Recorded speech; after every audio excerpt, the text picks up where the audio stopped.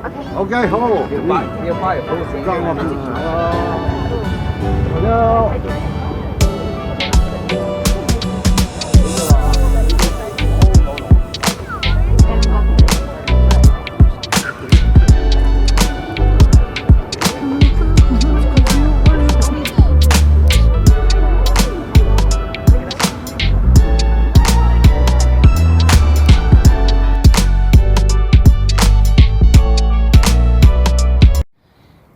Kia ora whānau. Hello and welcome to, I guess, the first official video for losing yourself. Had the day off work. It's actually not raining in Wellington for once in the middle of winter, so I thought I'd take a walk. We have ended up today at Matairangi, also known as Mount Victoria. There is the lookout. Doing this whole thing backwards because I can't flip my camera while I'm recording. Good job.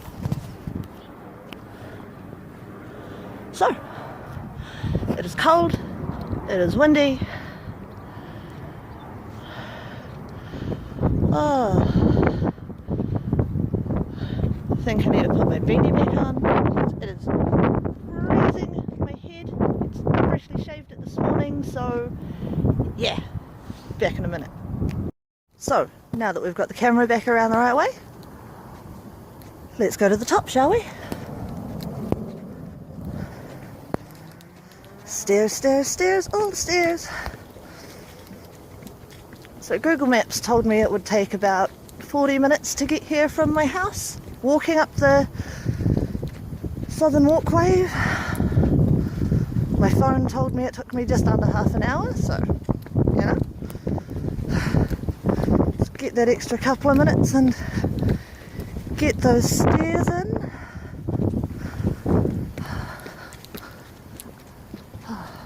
I've actually already been up the top while I've been here and taken some photos for you all. They'll all be on the Instagram page.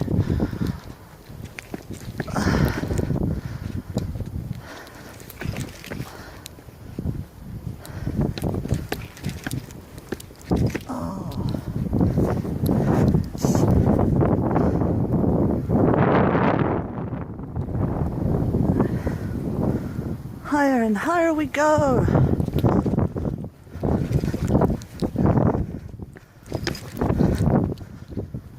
Alright.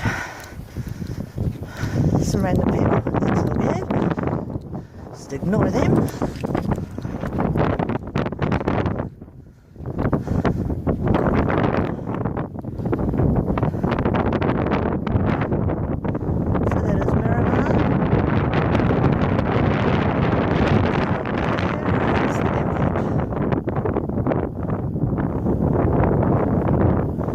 A lot of people seem to think it's the only one in New Zealand, but no, it's just the only one in Wellington City. Kilburn and Lyle Bay.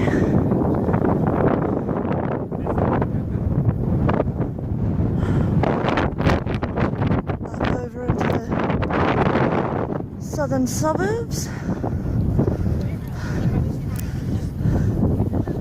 I came from all the way down around there somewhere.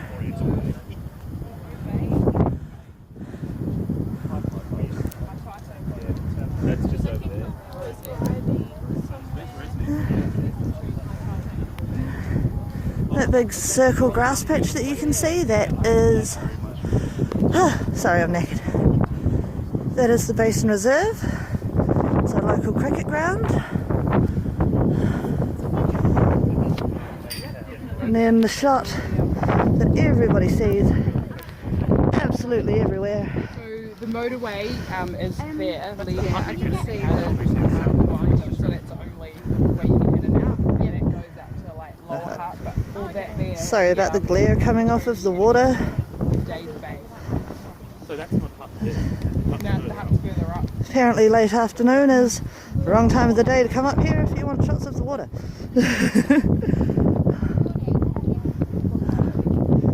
And out there is Tony. head that way to the Hutt Valley, Masterton, Featherston, over the Rumitaka Ranges. It's where some of the best wine in New Zealand comes from, actually. Little car park. And we've made it back to Miramar. But yeah. It's been a long day, guys. Sorry, a little bit knackered.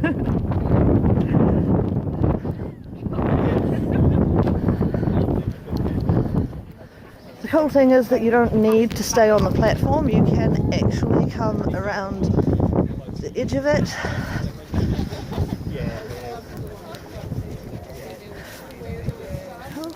If you can hear that rattling from behind me, don't worry, that's just all the stuff in my bag. See, so I can come all the way out here, preferably not fall in the gorse, because, yeah, ow.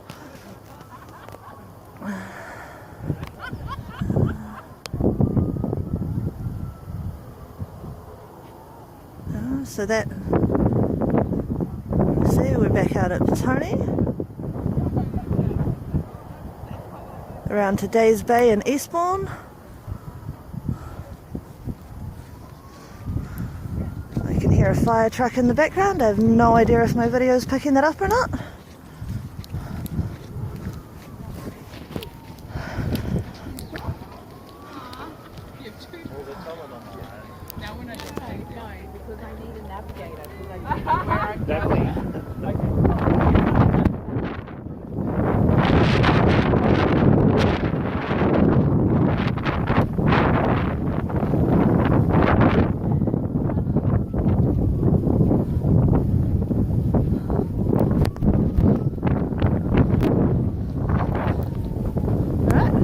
Make my way back down all the stairs and catch us at the bottom.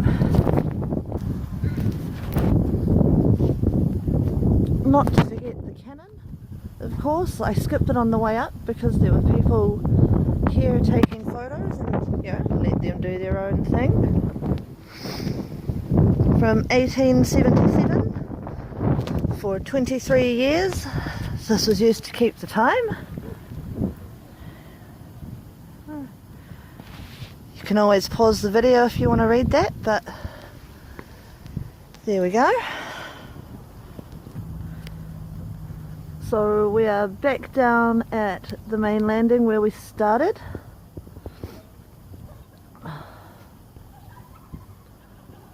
My phone's dying, so, you know, that's fun. Follow the path of the spirit of Whātaitai. Māori legend is that two Taniwhas created the Wellington Harbour. I'll go into a bit more depth in that a little bit later, because there's a lot of people around and there's a lot of noise. Look, tour bus! See? Everybody comes up here. There's whole families, there's tourists, people walk their dogs up through the forest track, through Mount Vic itself.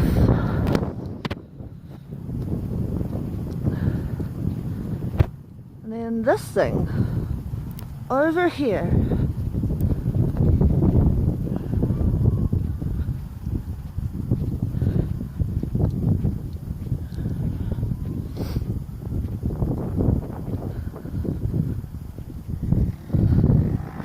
this is a monument to Richard Evelyn Bird.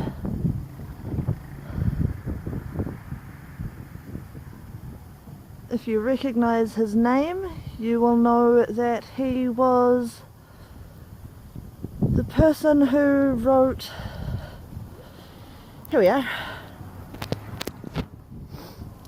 he wrote the prelude to the Antarctic Peace Treaty, which means that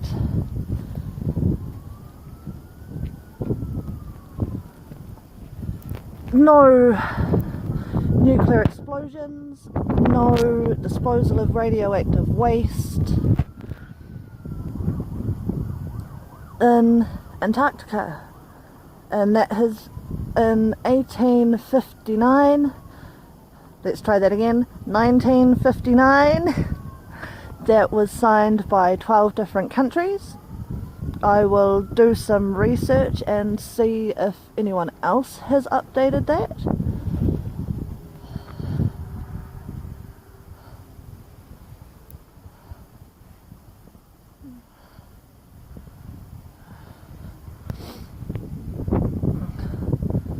Unfortunately, as you can see here, he died in 1957, so only 2 years before the Antarctic Treaty was signed, so he never got to live to see that, which, you know, sucks, but things happen.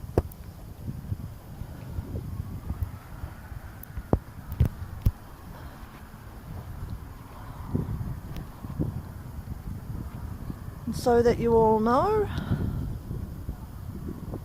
by that little concrete pad down there, in case you walk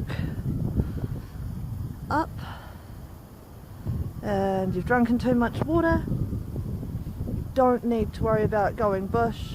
There is actually a public toilet down there. There's also a water fountain over there, so if you didn't bring any water, or you know, you need a refill, you're good to go. Hey look, light cracks. Cool. I never knew that. So I'm going to start making my way home because, as I said, my battery is dying and it is so bloody cold. Like, look at this, my hands are going purple. I'm still zoomed all the way in, my bad. It's not picking up quite so well on the camera, but my hands are going purple. I am that cold. So I'm going to go home and have a nice cup of coffee.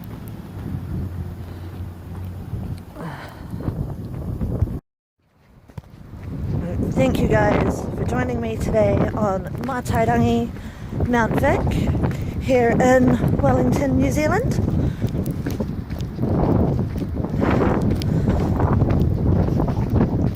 The pictures, I nearly fell down the hill, haha.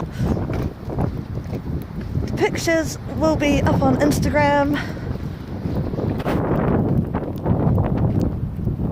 well before this video comes out.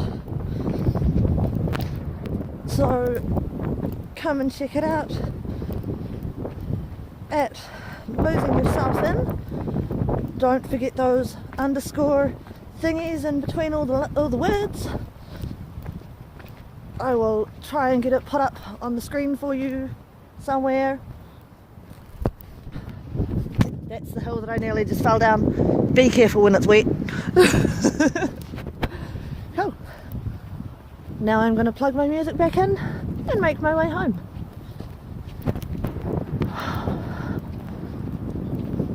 Once again guys, thanks for coming out with me today. Ka kite anō, see you on the flip side. Alright guys, so I promised you some more information on Te Whanganui Atara Taniwha, or the Taniwha of Wellington Harbour.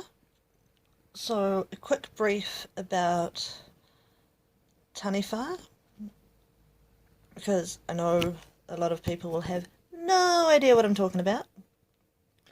I'll quickly flip the camera around and we'll get into all about the Taniwha. So Taniwha are beings that live in deep pool rivers, dark caves, or in the sea, especially in places with dangerous currents or deceptive breakers. They may be considered highly respected kaitiaki, protective guardians of people and places. In some traditions, they are dangerous predatory beings. For example, they would kidnap women to have as wives. At sea, a Taniwha often appears as a whale or as quite a large shark. Compare the Māori name for the great white shark, Mango Taniwha. In inland waters, they may still be of whale-like dimensions, but look more like a gecko or a tuatara, having a row of spines along the back. Other Taniwha appear as a floating log, which behaves in a disconcerting way. Some can tunnel through the earth, uprooting trees in the process. Legends credit certain Taniwha with creating harbours and carving out a channel to the ocean. Wellington's harbour, Te Whanganui-a-Tara, was reputedly carved out by two Taniwha. The petrified remains of one of them turned into a hill overlooking the city. Other Taniwha allegedly caused landslides beside lakes or rivers. Taniwha can be either male or female. The Taniwha Araitiuru is said to have arrived in New Zealand with the early voyaging canoes and her 11 sons are credited with creating the various branches of Hokianga Harbour.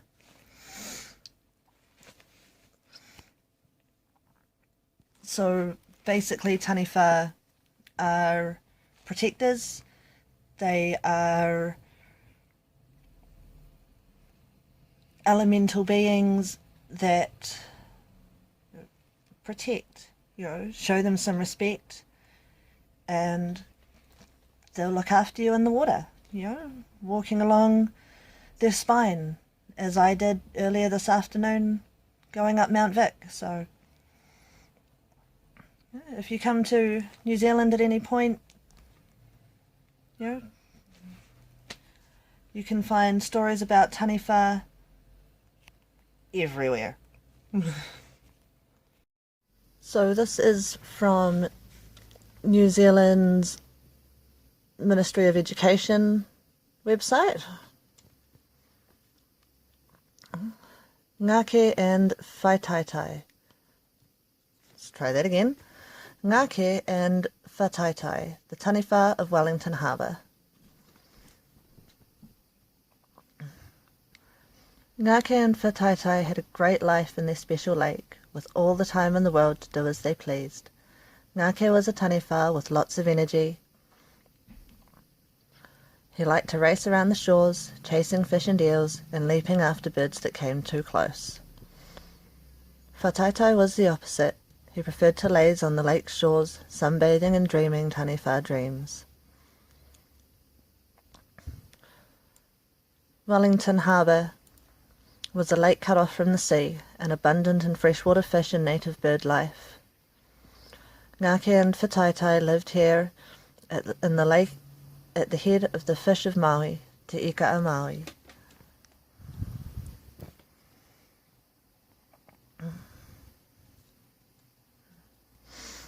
When the two Taniwha were close to the south side of the lake, where the cliffs came down to the water's edge so they could hear the crashing waves of the ocean falling on the shores nearby, when seabirds flew overhead, Ngāke and Whaitaitai often yelled to them, "Tell us, seabirds, what is so special about the sea?"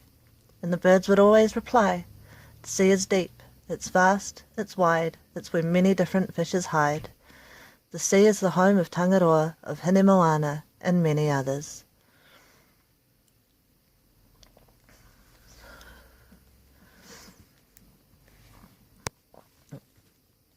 Don't worry, I'm not going to read the whole thing because that will take a while.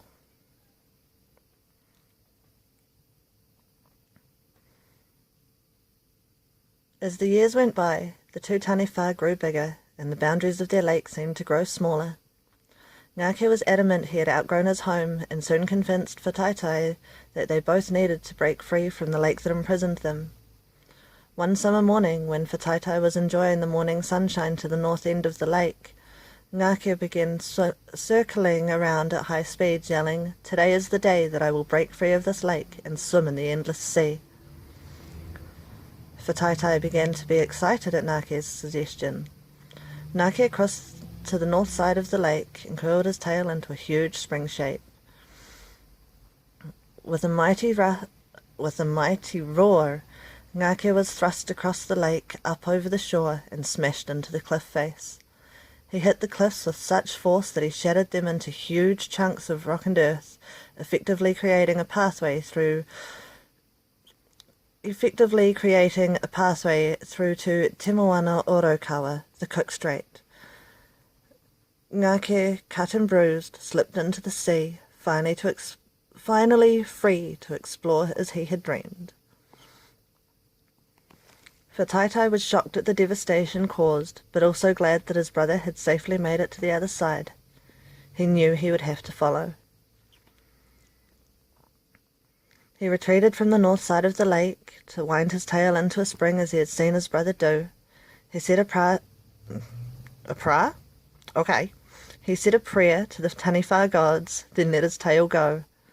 But Whakaitai hadn't been very active in the past, and he wasn't as strong or as fit as Ngake, so his takeoff was much slower than his brother's. As he entered the gap forged by Ngake, he didn't realize the tide was out. His stomach dragged on the ground, eventually slowing into a stop. Whakaitai was stranded, stuck between the sea and the lake, desperately lashing his tail and trying to move, but to no avail. He could do nothing but lie there, hoping that the incoming tide would lift him high enough to carry him across to the other side. But when the tide finally came in, it only helped to dampen his scaly skin and provide fish to sustain his hunger. He was stuck without a hope of ever moving. As the years passed, he became accustomed to his life stranded between the lake and the open sea. The tides would come and go, providing him with food and keeping his skin healthy and moist. Whakaitai made many friends with birds and sea creatures, and these companions helped him deal with his fate. One morning there was a dreadful shudder beneath the ocean floor. A huge earthquake erupted. He was lifted out of the shallow water and high above sea level. But Whakaitai could do nothing. Stranded high above the water, and he knew his life would end. He bade farewell to his many bird friends, and soon after he gasped his final breath. As he died, Whakaitai's spirit transformed into a bird and flew to the closest mountain, Matairangi, Mount Vic. Tekio looked down on the huge Taniwha body that stretched across the raised seabed and cried. She cried for the great friendships Whakaitai had made, shown by the huge numbers of birds and sea life that had gathered around, and for the freedom of the sea, which Whakaitai would never experience. She bade farewell to Whakaitai, then set off to the Taniwha spirit world. Over the years, the body turned to stone, earth and rock, and is known to this day as her taitai. Matairangi still looks down on the body, and the very top of Matairangi is still known as Tangi Tekio. When Ngake left the spring and his tail loose, he used so much force that he created a huge gash in the earth and a river was formed. This river is now called the Hutt River. The remnants of rock smashed aside when Ngake exited into the sea are visible today in Te Aroaro o Kupe, Steeple Rock, and Te Tangihana o Kupe, Barrett's Reef, have long been known as dangerous rock formations to mariners entering the Wellington Harbour. Although Ngake was never seen again, it is still believed that he resides in the turbulent waters of Te Moana Orokawa, the Cook Strait. When the sea is calm, Ngake is off exploring Te Moana Nui Akiwa, the Pacific Ocean. When the sea is turbulent and rough, he is at home chasing sea life to satisfy his Taniwha appetite. And there we have the story of Ngake and Whakaitai, the Taniwha of Te Whanganui Atara, Wellington Harbour. I know I said I wasn't going to read the whole thing. I'm really sorry. It's really hard to skip parts of that story and still have all the important parts in it. Like, that page is already pulled down to the important parts of the story. But anyway, I think it's time to love you and leave you. Enjoy the rest of your day, night, whenever it is that you're watching this. Thank you again for joining me for our first episode.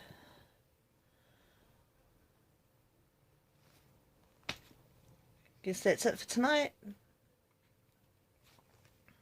Ka kite anō. Ciao.